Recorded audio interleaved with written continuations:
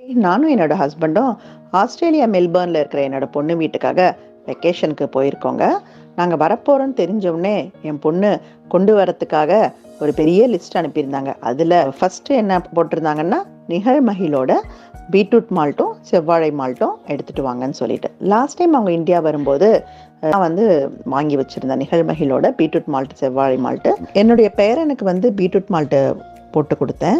அவருக்கு டேஸ்ட் ரொம்ப பிடிச்சு போச்சு. அவங்க சுகாதார முறைப்படி ஹோம்மேட் ஃபுட்டாக அது இருக்கிறதால எனக்கு நல்ல ஒரு ட்ரிங்க் நம்ம குழந்தைக்கு இன்ட்ரடியூஸ் பண்ணுறோன்ற ஒரு திருப்தியும் கிடைச்சது.